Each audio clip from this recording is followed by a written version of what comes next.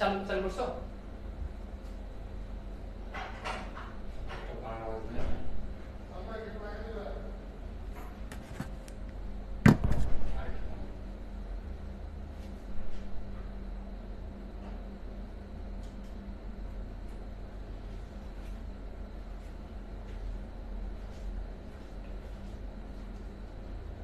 ওকে, আসসালামু আলাইকুম।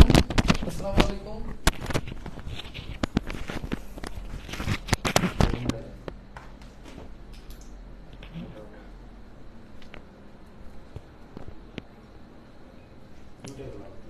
কি ঠিক হয়ে যাবে?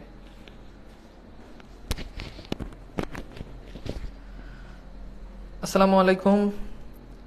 ঠিক আছে, কেমন আছো তোমরা সবাই? আশা করি ভালো আছো। আজকে বাংলা প্রথম পত্রে নিয়ে আলোচনা করবো এবং বাংলা প্রথম পত্রে আমরা একটা কবিতা নিয়ে আমরা আজকের ক্লাসে আলোচনা করব। হোপফুলি তোমরা সবকিছু দেখতে পাচ্ছ। আমাকে একটু জানাবা যে সবকিছু ঠিকঠাক ভাবে আছে কিনা এবং দেখতে পাচ্ছ কিনা। আর আমরা একটু ক্লাসে অপ্রাসঙ্গিক প্রশ্ন একটু কম করি, মানে অপ্রাসঙ্গিক কথাবার্তা আমরা না বলি, তাহলে আমাদের জন্য কিন্তু আসলে মানে লসটা আসলে আমাদেরই হবে। হ্যাঁ, সো আশা করি যে তোমরা এই কাজটা করবা না, সময় লস হয় এরকম কাজ করা উচিত হবে না। ঠিক আছে, ওকে, ওয়ালাইকুম সালাম। আমরা এখন আশা করি ঠিক আছে। যে স্ক্রিন প্রথমে একটু ঝাপসা দেখা যাবে, বাট পরে ঠিক হয়ে যাবে। যদি একটু ঝাপসাও দেখা যায় তাও পরে আস্তে আস্তে ঠিক হয়ে যাবে। ওকে,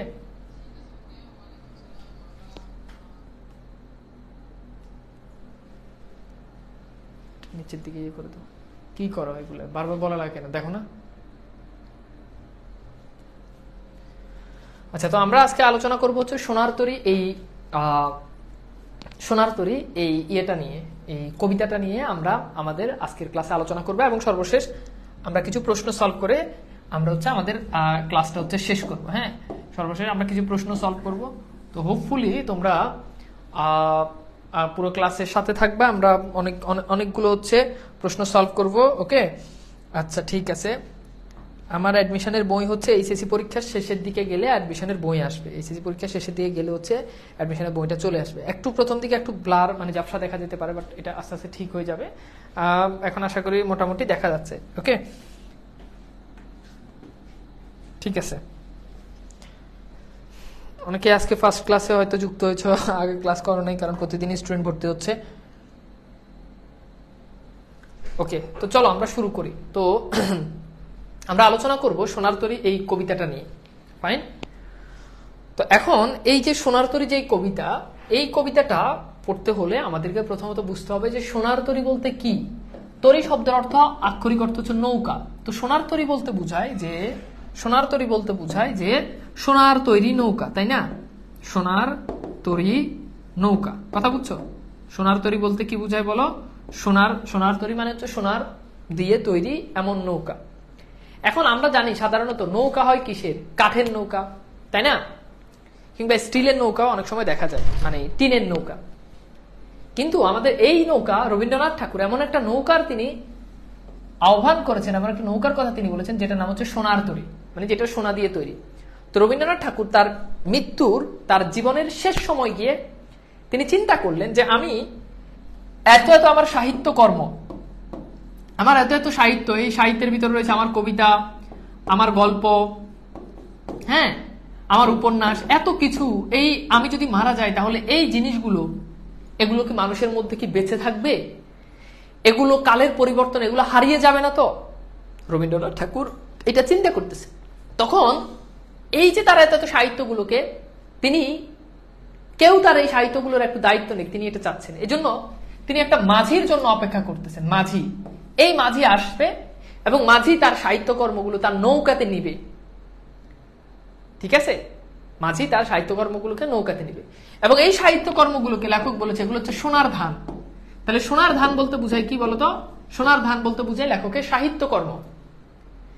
মাঝির অপেক্ষা করতেছে। কে অপেক্ষা করতেছে? এই যে সোনার ধান যিনি চাষ করেছে, অর্থাৎ এইগুলোর স্রষ্টা যিনি, তাকে বলতে পারি আমরা কৃষক।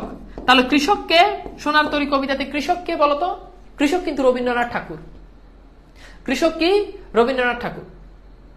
কথা কি বুঝতে পারছো? আর মাঝি বলতে বোঝায় প্রবাহমান সময়, প্রবাহমান যে সময় সেটাকে এখানে মাঝি হিসাবে উল্লেখ করা হয়েছে। তাহলে এই যে বেসিক জিনিসটা, এটা কি আমি তোমাদেরকে বুঝাইতে পারছি? সোনার তরী কবিতার থিম, সোনার তরী কবিতার বিষয়বস্তু, জীবনের শেষ সময়ে এসে রবীন্দ্রনাথ ঠাকুর তিনি নিজেকে একা ভাবতেছেন, তিনি বড্ড একা, এবং পৃথিবীটাকে তার কাছে একটা ছোট ক্ষেতের মতো মনে হয়েছে। এই ক্ষেতে তিনি একলা, তিনি ওই পারে দেখতে পাচ্ছেন একটা আঁকা ছবি, ওই যে আঁকা ছবি তিনি দেখতে পাচ্ছেন, এই আঁকা ছবিটা হচ্ছে কি, এই আঁকা ছবি হচ্ছে মৃত্যুর পরবর্তী সময়। আঁকা ছবিটা মূলত কি, মৃত্যুর পরবর্তী সময়। আমি কি তোমাদেরকে মেইন থিমটা বুঝাইতে পারছি? তাহলে হোপফুলি আমরা বুঝতে পারছি। ওকে,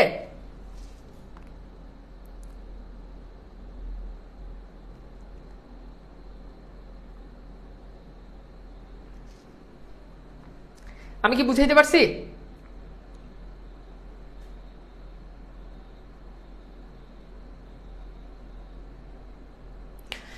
বাহিরের কমেন্ট না করে আমরা জাস্ট কাজের কমেন্ট গুলো করি, তাহলে হবে। ওকে, ইয়েস, ওকে।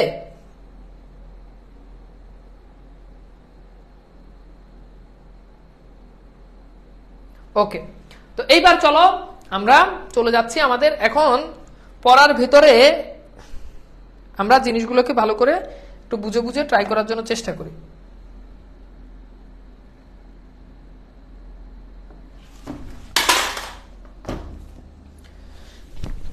আচ্ছা, আমি আরেকবার বলতেছি, সোনার তরী কবিতার মেইন বিষয়বস্তু সহজ কথা, যে কবি রবীন্দ্রনাথ ঠাকুর তিনি তার মৃত্যুর আগে জীবনের শেষ সময় তিনি উপলব্ধি করেছেন তার এত এত সাহিত্যকর্মগুলো তিনি মরে গেলে এগুলো মানুষের কাছ থেকে হারিয়ে যাবে।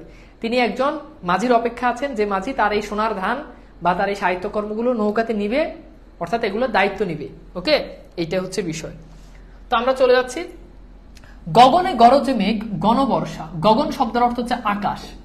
গগন শব্দের অর্থ কি, আকাশ। তাহলে গগনে গরজে, গরজে মানে হচ্ছে গর্জে উঠা, গর্জে উঠা, তাই না?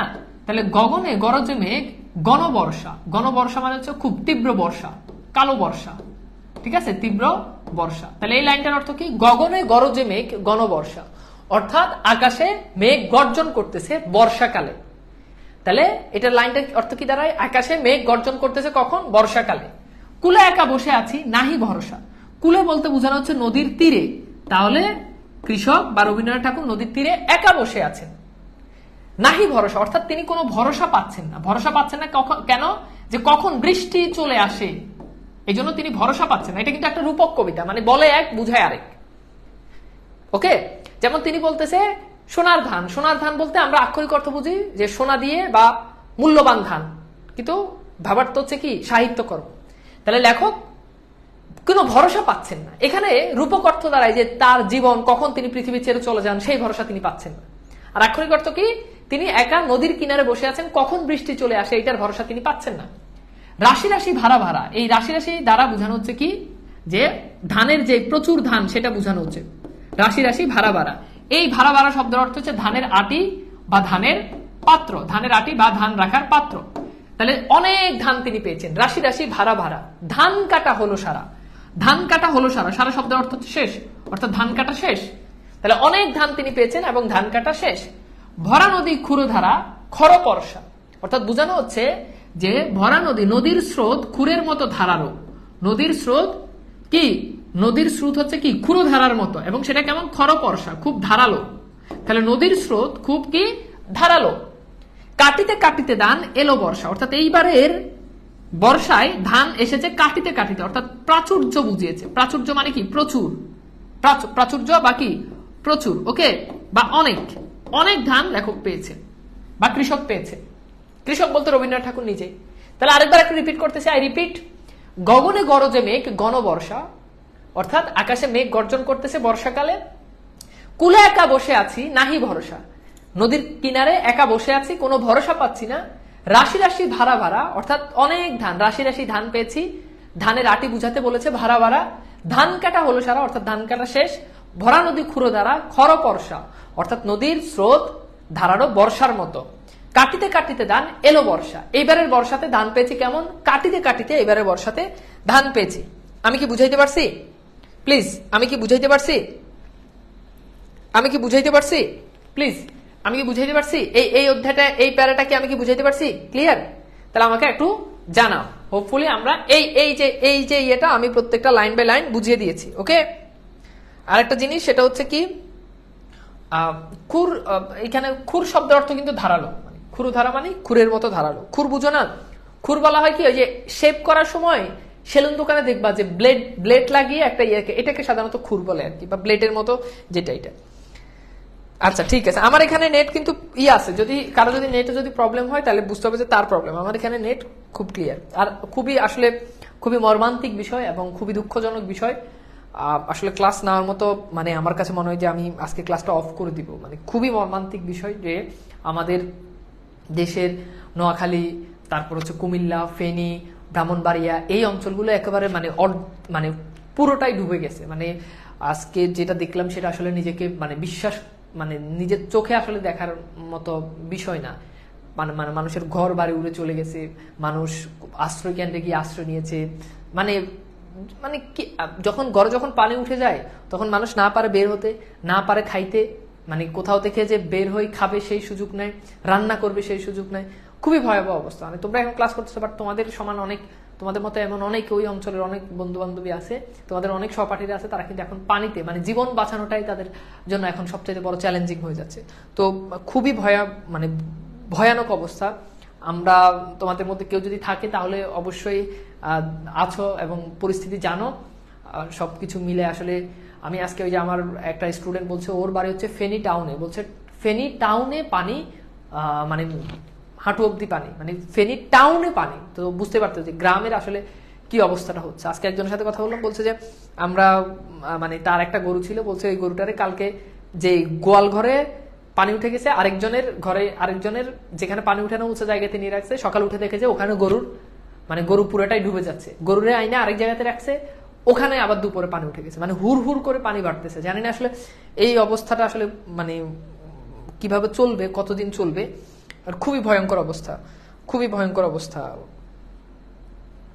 ঠিক আছে, তাহলে বুঝতে পারতেছো, ভরা নদী ক্ষুরধারা, অর্থাৎ খুরের মতো ধারালো। খরপরশা বলতে বোঝানো হচ্ছে মানে বর্ষা, মানে ধারালো বর্ষা। ক্ষুরধারা মানে হচ্ছে খুরের মতো ধারালো, আর খরপরশা মানে হচ্ছে ধারালো বর্ষার মতো। ওকে, আচ্ছা ঠিক আছে, তো আমরা পরে যাই। এরপর এখানে দেখতে পাচ্ছ এই যে অনেকে এইটা নিয়ে কনফিউজ থাকতে পারে। ক্ষুরধারা মানে হচ্ছে খুরের মতো ধারালো স্রোত, মানে এই যে বলছি যে মানে নদীর ঢেউ বা পানি খোরের মতো ধারালো, নদীর পানিকে বলছে। আর খরপরশা মানে হচ্ছে ধারালো বর্ষার মতো, বর্ষা বলতে তীরকে বুঝায়। আর বাকি যেগুলো অর্থ এগুলো আমি বলে দিয়েছি। একখানি ছোট ক্ষেত, এখানে ছোট ক্ষেত বলতে আসলে বোঝাচ্ছে পৃথিবী বা মানুষের জীবনের পরিধি। পৃথিবী বা কি মানুষের জীবনের পরিধি, অর্থাৎ মানুষ খুব স্বল্প সময় বাঁচে। একখানি ছোট ক্ষেত, আমি একলা, অর্থাৎ লেখকের যে একাকিত্ব, এই একাকিত্বটা এখানে কি হয়েছে, প্রকাশ পেয়েছে। চারিদিকে বাঁকা জল, বাঁকা জল বলতে খারাপ অবস্থা বা প্রতিকূল অবস্থা। বাঁকা জল বলতে কি খারাপ অবস্থা, বাঁকা জল বলতে কি খারাপ অবস্থা। তাহলে চারিদিকে বাঁকা জল করিছে খেলা, তার মানে চারদিকে বাঁকা জল অর্থাৎ খারাপ জল। চারদিকে বাঁকা জল মানে কি, চারদিকে খারাপ সময়, মানে খুবই খুবই খারাপ অবস্থা। চারদিকে বাঁকা জল করিছে খেলা, অর্থাৎ চারদিক থেকে বাঁকা জল বলতে বোঝানো হচ্ছে খুব খারাপ সময় পার করতেছে। পরপারে দেখি একা, অর্থাৎ লেখক এই পারে আর এই পারে দেখতেছে পরপার, অর্থাৎ এই পরপার বলতে বোঝাচ্ছে মৃত্যুর পরবর্তী সময়। ওকে, তাহলে পরপার বলতে ভাবার্থ কি মৃত্যুর পর। তাহলে পরপারে দেখি একা মানে পরপারে দেখি আঁকা, আঁকা ছবির মতো লেখক দেখতেছে। কি দেখতেছে, তরু ছায়া মসি মাখা। ওই যে পরপারে যেটা দেখতেছে ওই সিনারিটা কেমন ছিল, তরু ছায়া মসি। মসি শব্দের অর্থ হচ্ছে কালো বা অন্ধকার। তাহলে তরু ছায়া মসি মাখা মানে হচ্ছে বুঝতে পারতেছ যে গাছপালার ছায়ায় অন্ধকার হয়ে আছে এমন। আবার বলতেছি, তাহলে লেখক একটা ছোট ক্ষেতে এখানে বসে আছে, এই ছোট ক্ষেতে বসে লেখক অপর পারে দেখতেছে একটা আঁকা ছবি, যেই আঁকা ছবিটা হচ্ছে তরু ছায়া মসি মাখা, অর্থাৎ এরকম গাছপালা যুক্ত, গাছপালার ছায়ায় অন্ধকার হয়ে আছে, কালো হয়ে আছে, এমন একটা সিনারি দেখতে পারতেছে। এবং ওই গ্রামখানি মেঘে ঢাকা, তাহলে ওই গ্রামখানি কি মেঘে ঢেকে আছে প্রভাত বেলা, এবং ওই দৃশ্যটা হচ্ছে সকালবেলার দৃশ্য, অর্থাৎ সকালবেলা ওই জায়গাটা কি হচ্ছে, গ্রামখানি মেঘে ঢেকে আছে এবং তরু ছায়া মসি মাখা।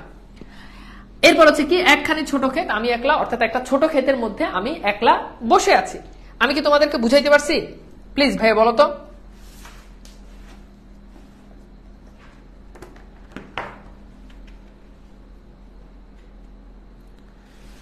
ক্লিয়ার ক্লিয়ার, আমাকে একটু বলো প্লিজ, এইটা ক্লিয়ার কিনা একটু বলো তো।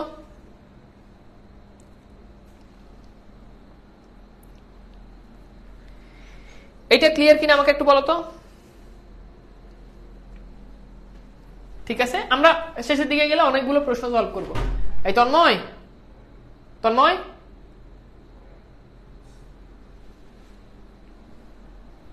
Clear, fine, thank you so much. আমি আরেকবার একটু রিপিট করে দিচ্ছি। একখানি ছোট ক্ষেত আমি একলা, আমাকে দু একটা অ্যাডমিশনের একটু বই দাও তো, অ্যাডমিশন। আচ্ছা, এখানে আমাদের স্লাইডে মনে হয় যে 2-1টা লাইন মিস হয়েছে, মানে মিস হলে আমাকে একটু বলিও, তবু আমি একবার চেক করে দিব। এর আগের ক্লাসে প্রবলেমটা হয়েছে, বাট আমি ওটা আবার আপডেট করতে ভুলে গেছি। আমি আবার রিপিট করতেছি, যারা বুঝে না আবার বুঝে। একখানি ছোট ক্ষেত আমি একলা, অর্থাৎ পৃথিবী বা মানুষের জীবনকে লেখকের কাছে খুব ছোট মনে হয়েছে। চারিদিকে বাঁকা জল করেছে খেলা। বাঁকা জল মানে হচ্ছে খারাপ অবস্থা, প্রতিকূল অবস্থা, অর্থাৎ চারদিকে খুব খারাপ অবস্থা বিরাজ করতেছে। পরপারে দেখি আঁকা, অর্থাৎ লেখক যে ক্ষেতে আছে ওই ক্ষেত থেকে অপর পারে একটা আঁকা দেখতেছে, এবং সেটা দেখতেছে তরু ছায়া মসিমাখা, অর্থাৎ গাছপালা সেটা ছায়ায় কালো হয়ে আছে। গ্রামখানি মেঘে ঢাকা প্রভাত বেলা, সকালবেলা লেখক সেটা দেখেছে, আর সকালবেলা ওই গ্রামটা মেঘে ঢাকা ছিল। একখানি ছোট ক্ষেত আমি একলা, অর্থাৎ একটা ছোট ক্ষেতের ভিতরে আমি একলা বসে আছি, একটা ছোট ক্ষেতের ভিতরে আমি একলা বসে আছি। এখানে এখানে কি আছে কবিতা? হ্যাঁ না, কবিতা আছে কিনা ওইটা হচ্ছে বিষয়। কবিতা দাঁড়াও, সোনার তরী হচ্ছে 181 পৃষ্ঠা। না, এখানে তো নাই। আরেকটা এটা মনে হয় এটা তো না থাকার কথা। আরেকটা দেখো, অন্য আরেকটা বইতে দেখো। ওকে, বুঝছো?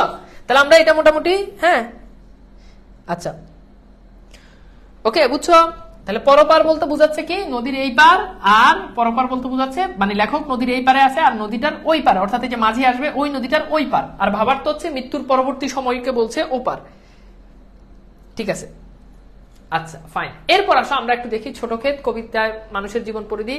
এরপর হচ্ছে কি এরপর আচ্ছা এইবার আসো, গান গেয়ে তরিবে কে আসে পারে, অর্থাৎ বলতেছে যে গান গেয়ে ঠিক আছে কিনা আমাকে একটু কনফার্ম করো তো, অর্থাৎ যে এই প্যারাটা পড়ছে এই প্যারার পর এই লাইনগুলো কিনা একটু বলো।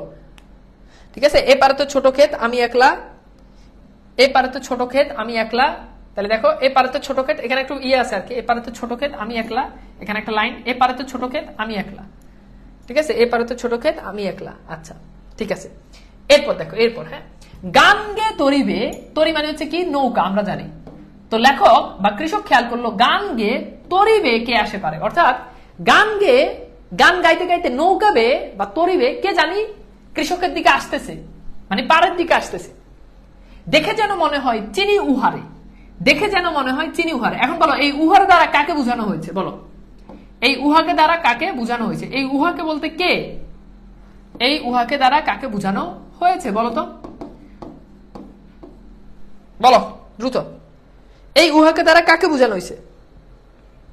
আবার বলছে গান গে তরিবে কে আসে পারে, মানে লেখক দেখছে কে জানি গান গে তরিবে, অর্থাৎ গান গাইতে গাইতে তরিবে নৌকা বেয়ে বেয়ে লেখকের দিকে আসতেছে। Very good. তাহলে দেখে যেন মনে হয় চিনি উহারে, অর্থাৎ তাকে দেখে মনে হচ্ছে আমি তাকে চিনি। এই উহার দ্বারা কি বোঝানো হয়েছে? উহার দ্বারা বোঝানো হয়েছে কাকে বলতো? উহা মাঝিকে, মাঝি। ওকে, বুঝতে পারতেছ? উহাকে দ্বারা বোঝানো হয়েছে কি মাঝিকে, উহাকে দ্বারা বোঝানো হচ্ছে কি মাঝিকে। ওকে আচ্ছা, এরপর আচ্ছা ঠিক আছে, হ্যাঁ একখানি ছোট ক্ষেত আমি একলা, চারিদিকে বাঁকা জল করেছে খেলা, হ্যাঁ ওপারেতে দেখি একা, গান গেয়ে তরিবে কে আসে পারে।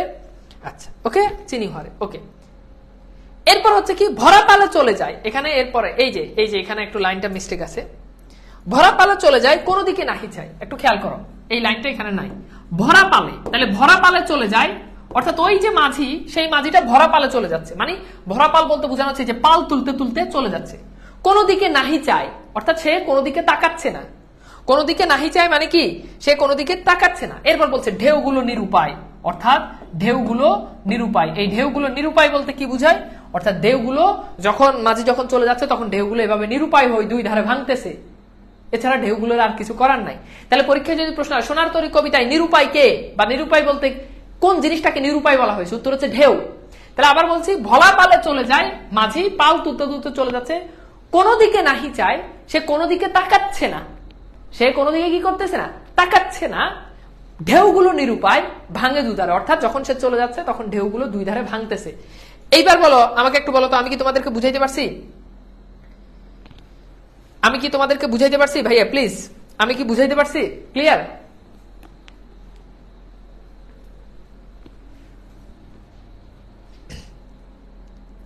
ক্লিয়ার? ক্লিয়ার? ফাইন। তাহলে আবার বলছি, গান গেয়ে তরি বেয়ে কে আসে পারে? গান গেয়ে লেখকের দিকে তরি বেয়ে কে যেন আসতেছে। লেখকের মনে হচ্ছে যে দেখে যেন মনে হয় চিনি উহারে, অর্থাৎ সেই মাঝিকে আমি চিনি, ভরা পালে চলে যায়, সে পাল তুলতে চলে যাচ্ছে, কোনো দিকে নাহি চাই, ঢেউগুলো নিরুপায় ভাঙে দুধারে, দেখে যেন মনে হয় চিনি উহারে, অর্থাৎ আমি তাকে দেখে মনে হচ্ছে যে আমি তাকে চিনি। ওকে, দেখে যেন মনে হয় চিনি উহারে, অর্থাৎ তাকে দেখে মনে হচ্ছে যে আমি তাকে চিনি। আচ্ছা, এরপর খেয়াল করো, খেয়াল করো, এরপর বলছো ওগো তুমি কোথা যাও, কোন বিদেশে? একটু লিখে নাও বা খাতায় ধরে নাও, ওগো তুমি কোথা যাও। আচ্ছা, এখন প্রশ্ন হচ্ছে ওগো তুমি কোথা যাও, কোন বিদেশে? মানে বুঝাচ্ছে যে ওগো তুমি কোথায় যাচ্ছ। বিদেশ বলতে বোঝানো হচ্ছে অপরিচিত স্থান। বিদেশ মানে কি? অপরিচিত স্থান। তুমি কোন অপরিচিত গন্তব্য তুমি চলে যাচ্ছ। এখন আমার প্রশ্ন হচ্ছে, সোনার তরী কবিতায় ওগো বলে কাকে সম্বোধন করা হয়েছে? বলো, সোনার তরী কবিতায় ওগো বলে কাকে সম্বোধন করা হয়েছে? আমি লাইনটা আবার বলতেছি, ওগো তুমি কোথা যাও, কোন বিদেশে? অর্থাৎ মাঝি, তুমি কোথায় যাচ্ছ? ওগো মাঝি। আমি তো বলেই দিলাম, উত্তর হচ্ছে কি মাঝি। তুমি কোন, বিদেশ বলতে বোঝানো হচ্ছে অপরিচিত স্থান, অপরিচিত স্থান, অর্থাৎ বলছে ওগো মাঝি তুমি কোন অপরিচিত জায়গায় তুমি চলে যাচ্ছ, কোন অপরিচিত জায়গায় তুমি চলে যাচ্ছ। বারেক ভিড়াও, এর পরের লাইনটা কি? বারেক ভিড়াও তরি। বারেক শব্দের অর্থ কি? বারেক মানে হচ্ছে একবার। বারেক মানে কি? একবার। তোমরা খেয়াল করে দেখো এই বারেক শব্দটা কোথা থেকে আসছে? একবার, এরপর দেখো একবার, এরপর হচ্ছে কি? বার এক, দেখো বার যোগ এক, এরপর হচ্ছে বারেক।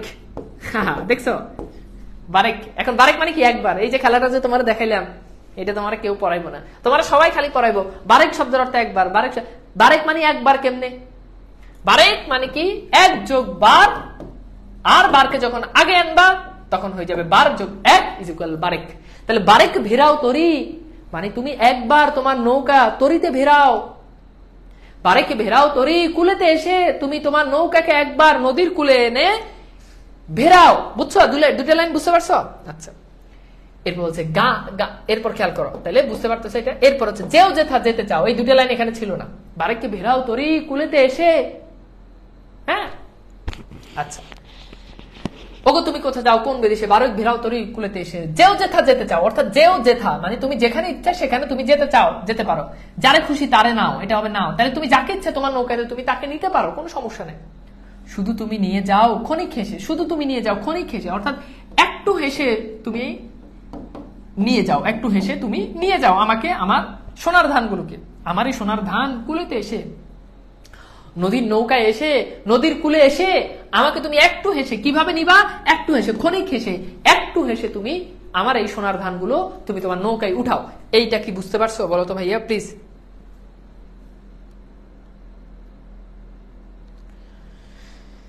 আমি কি বুঝাইতে পারছি?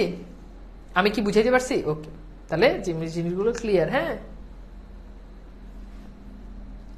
ঠিক আছে।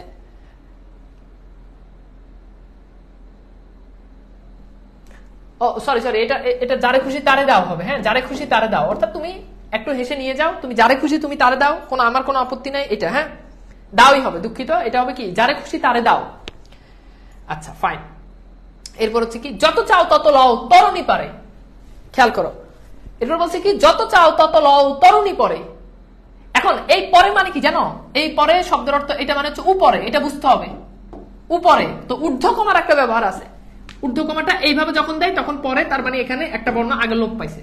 তো এইটা মানে কিন্তু পরে না, এটা মানে কি? উপরে। তাহলে কি এটা মানে কি? উপরে। তাহলে যত চাও তত লও তরণী পরে মানে কি? তরণীর উপরে। এখন তরণী মানে কি? তরণী মানে কিন্তু নৌকা। তার মানে কি? তুমি যত খুশি তুমি তোমার আমার সোনার ধান তুমি তোমার নৌকার উপর নাও। আমি এই কলেজে একবার পড়াচ্ছি, তো এক ছেলে বললাম দাঁড়ায় বলো এটা রিডিং পড়ো। তো পড়ছে যত চাও তত লও তরুণীর উপরে। বলছি যে এই পরে মানে কি? আগে বুঝে দিছি শব্দ, প্রত্যেকটা শব্দের অর্থ আগে বুঝাই দিছি, বুঝাই দিয়ে বলছি যে তারপর তার মানে কি? এটা পরে মানে কি? উপরে। তো বলছি যত চাও তত লও, ও বলতে যত চাও তত লও তরুণীর উপরে। এখন তরুণীর উপরে মানে তো অর্থ কি? খারাপ হয়ে যায়, বুঝছো? তাহলে এটা কি হয় বলো?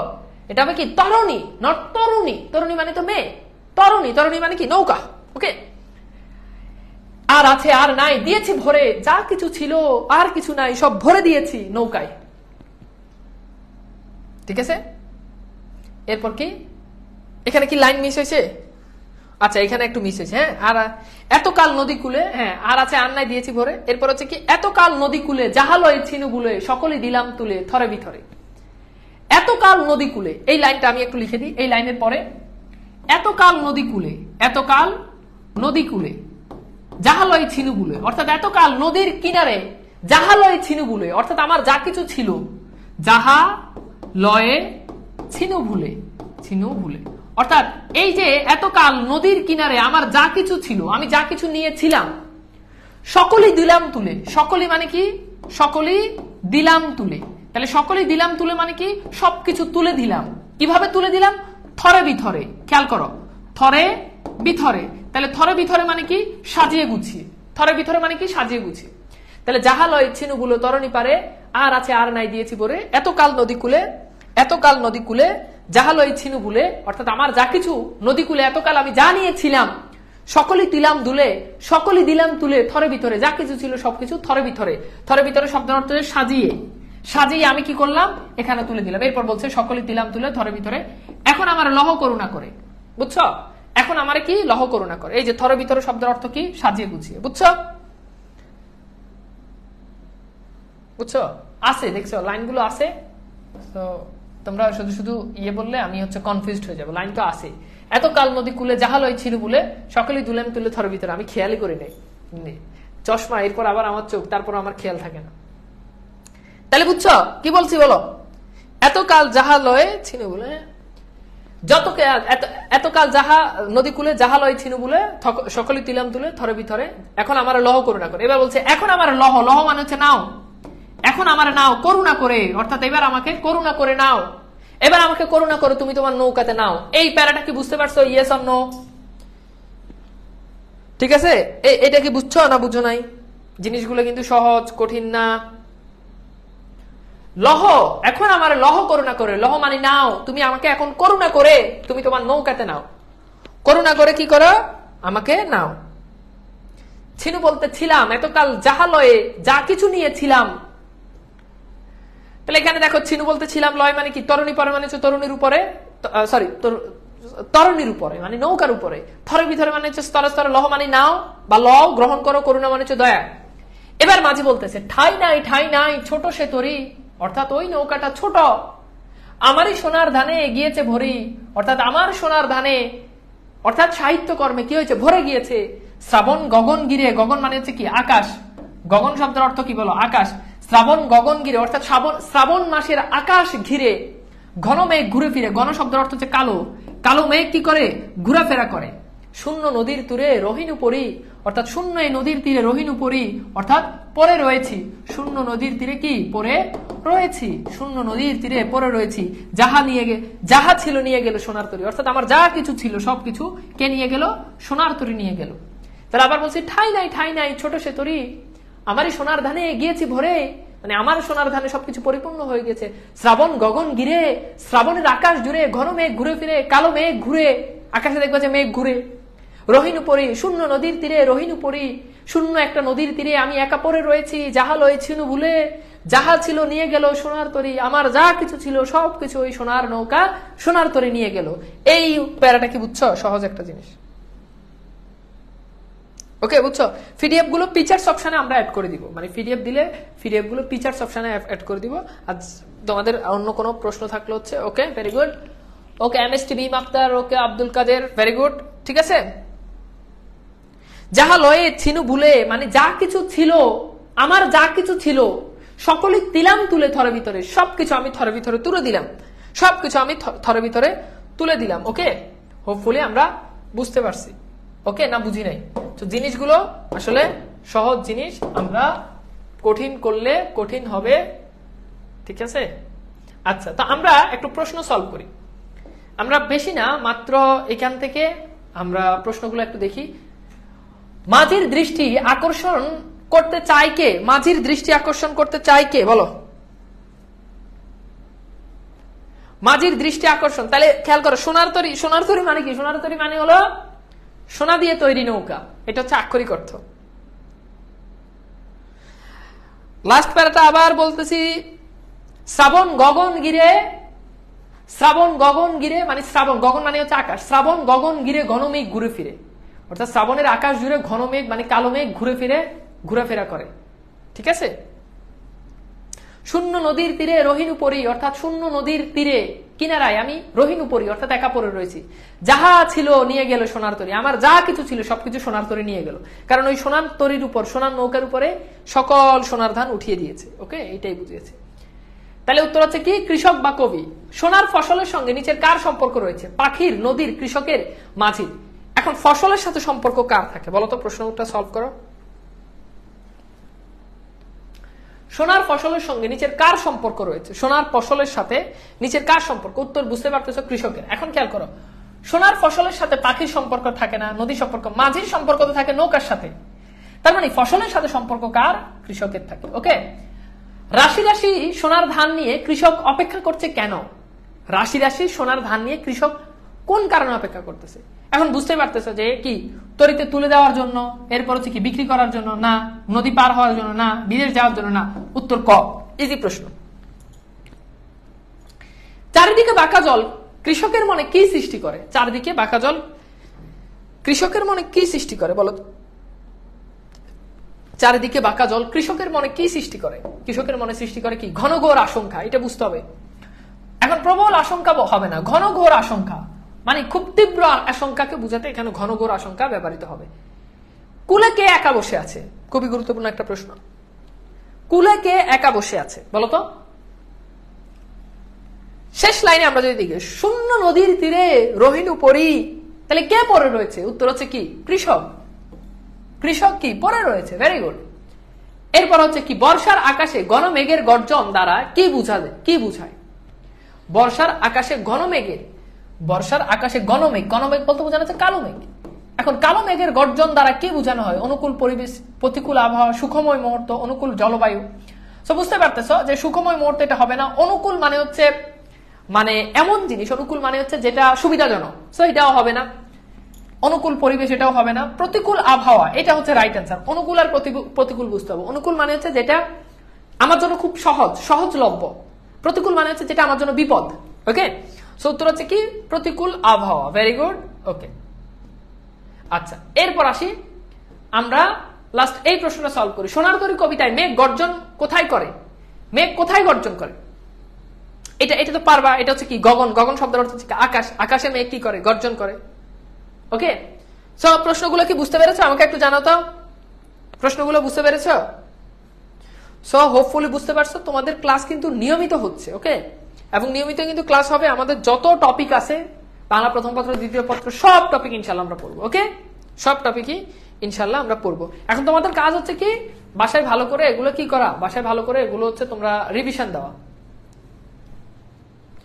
ওকে, সো এইবার আসো আমরা হচ্ছে কিছু বোর্ডের প্রশ্ন, যেগুলো বোর্ডে আসছে এরকম কিছু প্রশ্ন আমরা হচ্ছে সলভ করবো। ওকে, তো এরকম কিছু বোর্ডের প্রশ্ন আমরা সলভ করবো। সো তোমরা এই প্রশ্নটা হচ্ছে সলভ করো দ্রুত। এই প্রশ্নটা সলভ করো। এখানে এটা হচ্ছে কি রবীন্দ্রনাথের প্রথম কাব্যগ্রন্থ লেখক পরিচিতি থেকে প্রশ্ন আসছে। সো লেখক পরিচিতি এগুলো এতক্ষণ যা সলভ করছে এটা হচ্ছে র্যান্ডম প্রশ্ন। হ্যাঁ, ঠিক আছে, র্যান্ডম প্রশ্ন। এইবার আসো, এটা হচ্ছে কি, এটার উত্তর হচ্ছে বনফুল। তো লেখক পরিচিতিটা তোমরা বাসায় অবশ্যই পড়বা। লেখক পরিচিতি থেকে কিন্তু আমরা এক্সামে প্রশ্ন দিই। ধান কাটা হলো সারা চরণটির মাধ্যমে কোন ভাব প্রকাশ পেয়েছে? সিলেট বোর্ড 2022 এই প্রশ্ন সলভ করো। এগুলো হচ্ছে বোর্ডের প্রশ্ন। এই বোর্ডের প্রশ্নগুলো সলভ করো। তাহলে ধান কাটা হলো সারা চরণটির মাধ্যমে কোন ভাব প্রকাশ পেয়েছে? উত্তর হচ্ছে কি ফসলের কাজ সম্পূর্ণ হওয়া।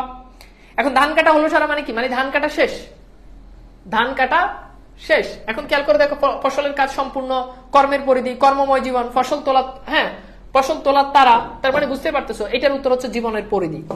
এখন খুব ভালো করে খেয়াল করো, এটার উত্তর অনেকেই বুঝবে না। আচ্ছা খেয়াল করো। আচ্ছা এখন আমরা হচ্ছে তোমাদের এক্সাম গুলোতে যারা ফার্স্ট সেকেন্ড থার্ড ওটার পিডিএফটা দিয়ে দিতে বলবো, যে কে কততম হয়েছে ওটা দিয়ে দিব, আর নিয়মিত এক্সাম গুলো দিও। হ্যাঁ, আর 3 জন যারা হয়েছে ওদের নাম দিয়ে কিন্তু পেজে পোস্ট দেওয়া হয়েছে। ওকে, তাদের ইয়ে করে কিন্তু পেজে পোস্ট দেওয়া হয়েছে। আর আমি আরেকটা কাজ করতে বলবো, সেটা হচ্ছে তোমরা নেক্সট এক্সাম থেকে যারা হচ্ছে ফার্স্ট হবা, মানে ফার্স্ট সেকেন্ড থার্ড হবা, তো যারা ফার্স্ট সেকেন্ড থার্ড হবা এইটা আমাদের গ্রুপে পোস্ট দিবে।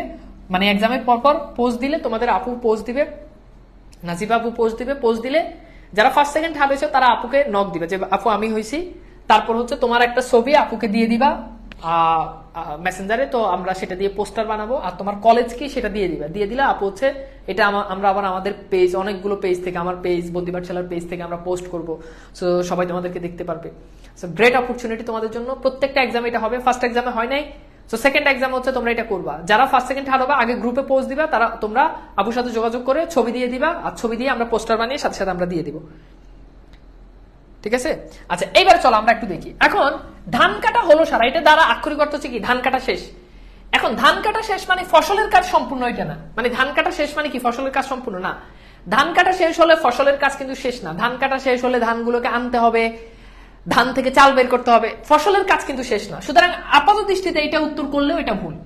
কর্মময় জীবন মানে ধান কাটা হলো শেষ মানে মানুষের জীবনে কর্মময়, এটা বুঝায় না। ফসল তোলার তারা, এটা তো অবভিয়াসলি বুঝায় না। তার মানে কি কর্মের পরিধি, মানুষের কর্মের পরিধি, অর্থাৎ মানুষ এই যে দেখো ধান কাটা হলো সারা, অর্থাৎ কর্মের একটা শেষ, একটা যে পরিধি, একটা সার্কেল, সেই সার্কেলটাকে এখানে বোঝানো হয়েছে, ঠিক আছে? ভাইয়া ক্লাস যদি আগানো যাইতে তাহলে ভালো হতো, তাহলে কোনো জিনিস কি জানি সমস্যা হইলে রিপিট করা যেত, 4 জন যদি ফুল মার্কস পায় সেগুলো পরে দেখা যাবে, এত মানে বুদ্ধিভিত্তিক প্রশ্ন করতে বলি নাই। আচ্ছা এইবার আসো আমরা একটু দেখি, সোনার তরী কবিতায় কবির আক্ষেপ নিচের কোন পাঙ্গুক্তিটির মাধ্যমে প্রকাশ পায়? আক্ষেপ মানে বুঝতে পারতেছ, ইচ্ছা, ইস আমি যদি প্রথম হতাম, ইস অল্পের জন্য হতে পারি না, এইগুলো হচ্ছে আক্ষেপ।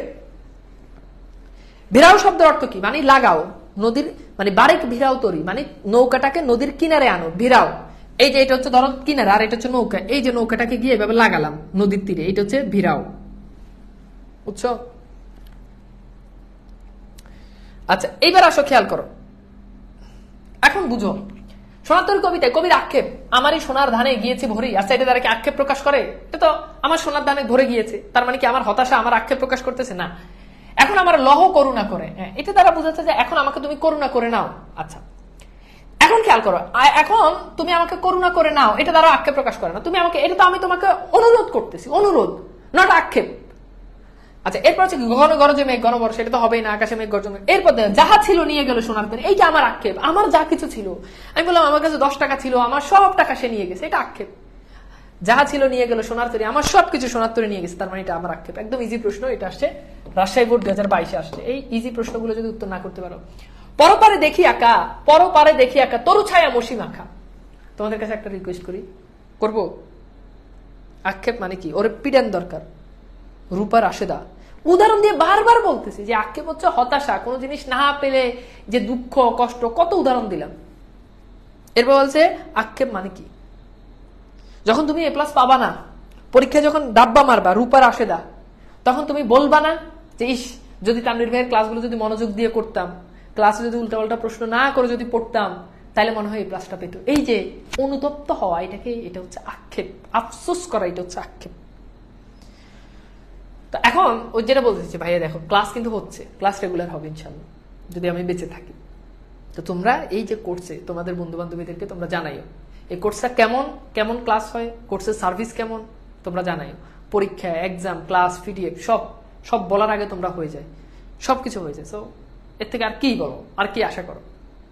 তো তোমরা অবশ্যই এটা বলবো আমাদের এই কোর্সের কথা, বিশেষ করে আমার কথা। হ্যাঁ আমি যে আসলে তোমাদেরকে অনেক ভালো পড়াই, এটা তোমরা বলবা যে ভাইয়া খুবই জোস পড়ায়। হ্যাঁ আচ্ছা এখন দেখো পরপারে দেখি একটা তরু ছায়া মসি মাখা, এখন বুঝতে পারতেছো এটার উত্তর কি? এখন এটার উত্তর অনেকেই যেটা করতেছো, অনেকের উত্তর অনেকে বি দিছো, অনেকে ক দিছো।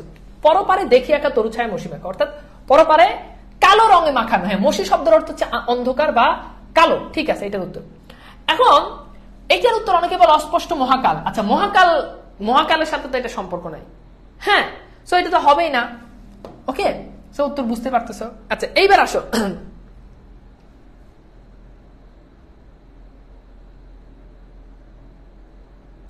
Saeed Jalish Mahmud, I love you কি ছেলে না মেয়ে? আইডি তো লক করা। আচ্ছা যাই হোক বাদ দাও, ওর মন চাইছে ও বলছে, যাই হোক। ও বেশি ভালোবাসা ভালো না বুঝছো? বেশি ভালোবাসা আবার ভালো না। ঠিক আছে আচ্ছা, এখন খেয়াল করো, আমরা একটু দেখি সোনার তরী কবিতায় সোনার ধান কিসের প্রতীক? সোনার ধান হচ্ছে সৃষ্টিকর্মের প্রতীক, মানে লেখকের সাহিত্যকর্ম বা সৃষ্টিকর্ম। ময়মনসিংহ বোর্ড 2022 সোনার তরী কবিতায় মহাকালের প্রতীক, এটা তোমাদেরকে একদম ক্লাসের শুরুতেই বলছি, মহাকালের প্রতীক এটা ক্লাসের শুরুতেই বলছি। উত্তর হচ্ছে মহাকালের প্রতীক হচ্ছে মাঝি। এটা 3 স্টার দিয়ে প্রশ্নটা পড়বা। মহাকালের মাঝি কি?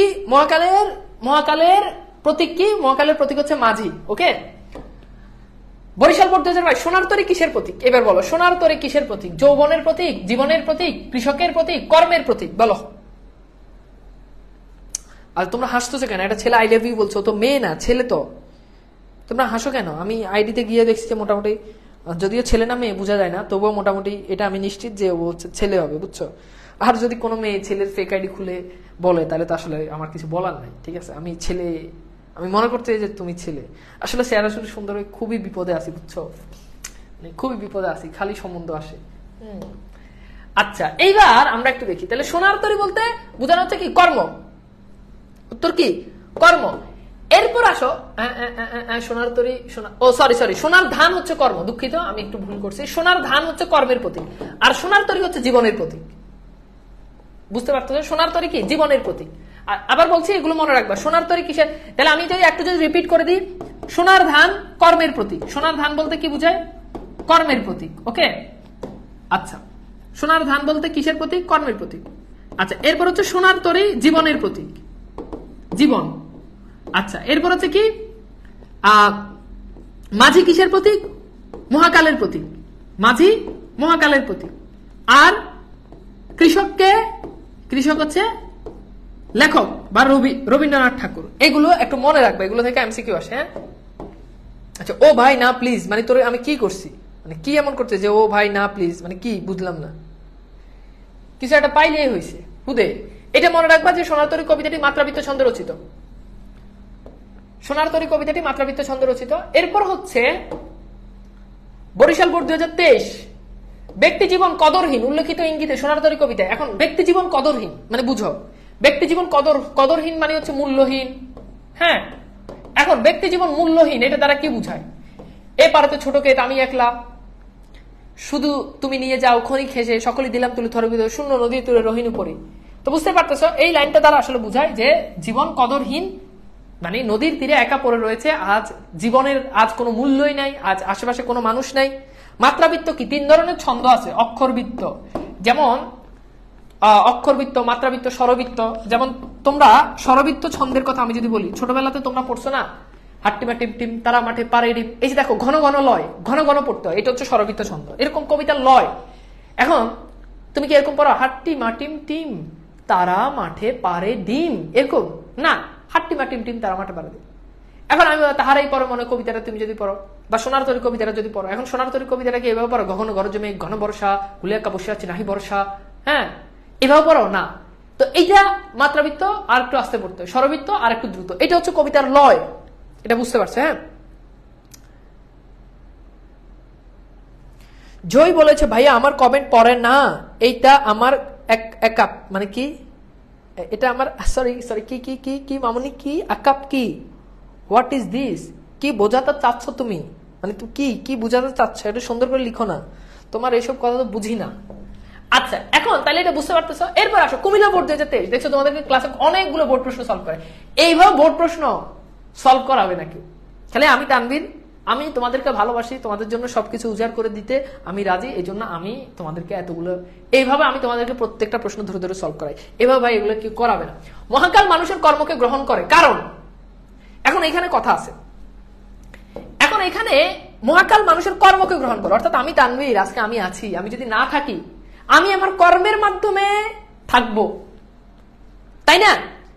এখন ধরো আমি যদি দুনিয়াতে যদি নাও থাকি, তোমরা আমাকে স্মরণ করবা, এই ভাইয়া না থাকার কারণে আমরা বুঝতেছি যে আসলে বাংলা শেখাটা আমাদের এখন অনেক কঠিন হয়ে গেছে। সাপোজ তোমার মনে হইলো যে ভাই, এখন তুমি আমাকে আমার কর্মের মধ্য দিয়ে মনে রাখছো। এখন আমার কোর্স কিনে আমার ক্লাস যদি তুমি যদি না বুঝো, আমি মরে গেলেও তুমি কইবা দেখ এই ধরো এটা গালি দিলে আর কি, যে এর কোর্স কিনা টাকা লস। তাহলে আমি আমার কর্মের মাধ্যমে কেন? কারণ কর্ম দামি, ঠিক আছে? এখন কর্ম দামি কম দামি এরকম না, কর্মের ব্যাপারে দামি কম দামি এটা কিছুই বলে নাই, কর্মপ্রিয় এটাও বলে নাই, কর্ম নশ্বর। এখন বুঝতে হবে এটা হচ্ছে কি কর্ম অক্ষয়। অক্ষয় মানে কি বলতো? অক্ষয় মানে হচ্ছে মানে কর্মের কোনো ক্ষয় নাই। এটাই হচ্ছে লাস্ট, যে তুমি যে কর্ম করবা সেটার আউটপুট তুমি পাবা, এখানে কোনো ক্ষয় নাই। বুঝছো? এখন আচ্ছা তোমরা এত বেশি বুঝো কেন? আমি কি কিছু বলছি? মানে কি রে ভাই, আমি তো মানে এই জন্য স্বাধীনভাবে কোনো কথাই বলতে পারি না, তাও বলিও নাই, তোমরা আবার কমেন্ট বক্সে এই জিনিসগুলো লিখে দিচ্ছে, এটা তো ঠিক না। আমি কি করব বলো তোমরা?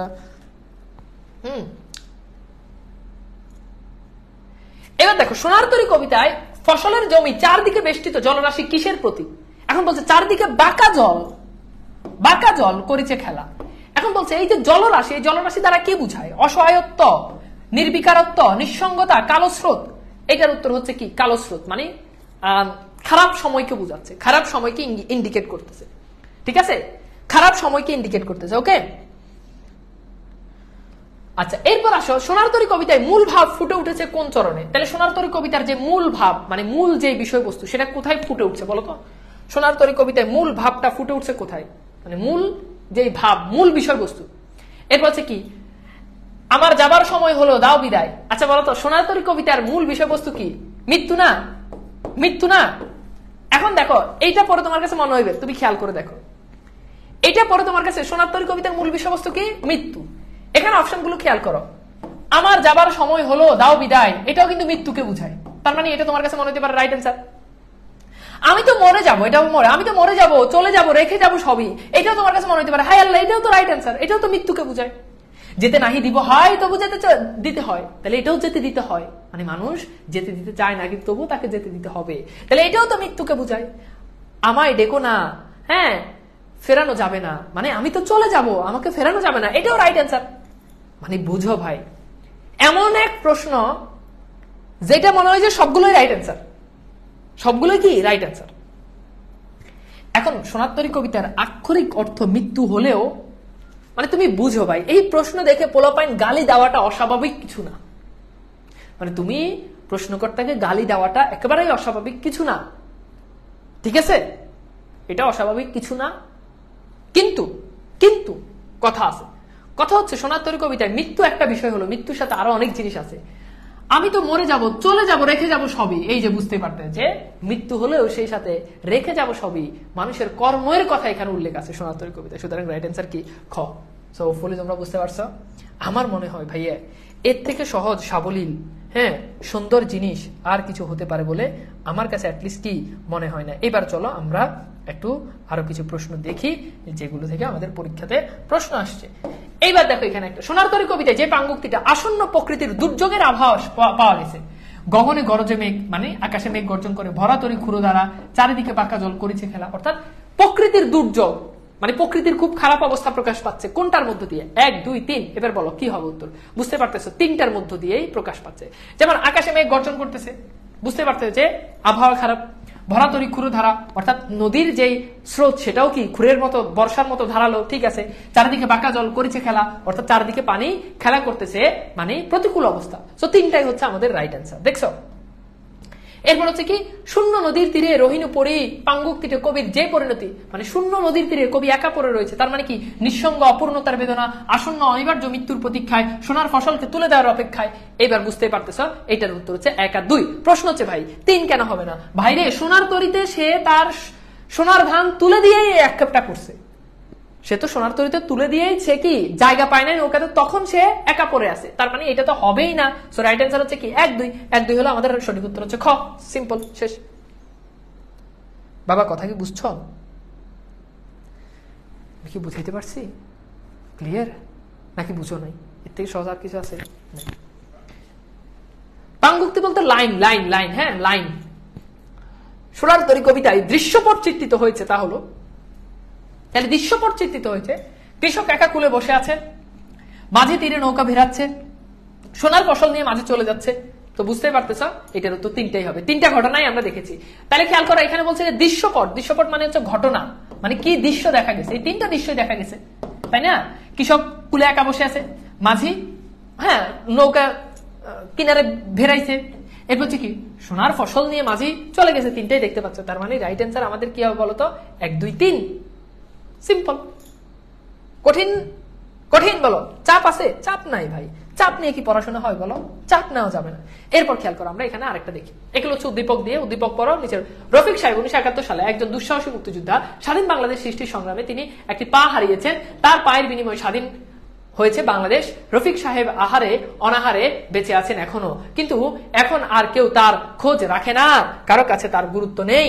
বুঝছো? তাহলে বুঝতে পারছো সে দেশের জন্য একটা পা হারাইছে, কিন্তু তার এখন আর কারো কাছে কোনো গুরুত্ব নেই। তাহলে স্বাধীন বাংলাদেশ সৃষ্টির মধ্য দিয়ে সোনার তরী যে বিষয়টি অনুভব হয়েছে, মহাকালের কাছে মহত্ব সৃষ্টির মূল্য আছে, মহাকালের কাছে স্রষ্টার মূল্য নেই, মহাকাল স্রষ্টাকে গ্রহণ করে, মহাকাল স্রষ্টাকে গ্রহণ করে। তো বুঝতেই পারতেছ এখানে আমাদের উত্তর হচ্ছে কি দেখো 1 আর 3।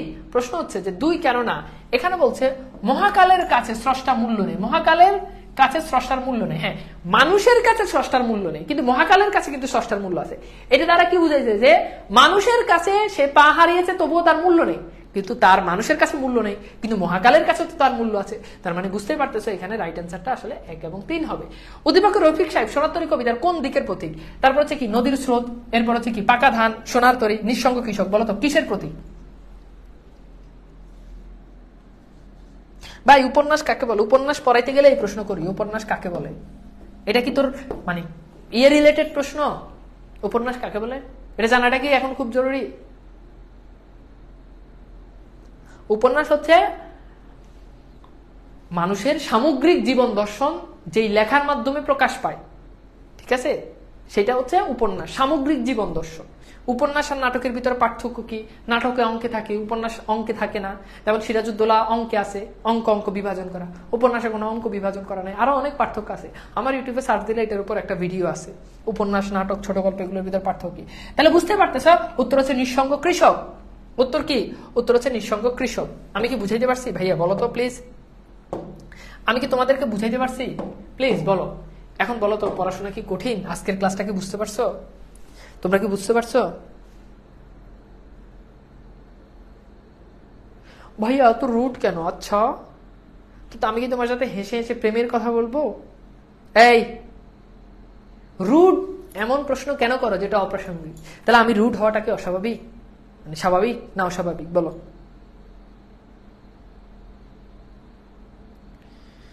তোমরা কি বুঝছো? তোমরা কি খুশি? বলো এই কোর্সে আজকে 3 নাম্বার ক্লাস, তোমরা কি খুশি? তোমরা কি খুশি বলো তো? খুশি কি না? Yes or no? আজকের ক্লাসটা খুব ভালো লাগলো। ওর নাম কি? Poshon Akter. Thank you so much, thank you so much. ঠিক আছে, এখন তোমরা তোমাদের হোমওয়ার্ক 2টা, একটা হচ্ছে কবিতাটা আমি বুঝাই দিছি, প্রচুর এমসিকিউ সলভ করে দিছি, সিকিউ গুলো বাসায় ভালো করে পড়বা, আর হচ্ছে লেখক পরিচিতিটা ভালো করে পড়বা, নোট করবা লেখক পরিচিতির উপর এবং সেই নোটটা আপলোড দিবা। লেখক পরিচিতির উপর নোট করবা এবং সেটা আপলোড দিবা, ঠিক আছে? তাহলে ভালো থাকবা, আর নামাজ কালাম একটু পড়ো, দেশের বাসীর জন্য দোয়া করো, আমার জন্য দোয়া করো। তো হোপফুলি তোমরা একটু ভালো করে পড়াশোনা করলে আমার মনে হয় যে তোমরা পারবা। হ্যাঁ, আর রেগুলার ক্লাস করে রেগুলার এক্সাম দিই। আর আমি যেটা বলছি তোমাদের এক্সাম হবে, এক্সাম হওয়ার পর তোমাদের আপু হচ্ছে বললে তোমরা যে 3 জন ফার্স্ট হয়েছে তারা হচ্ছে ছবি দিয়ে দিবা, দিয়ে দিবে। হ্যাঁ, তো ভালো থাকবা, আল্লাহ হাফেজ।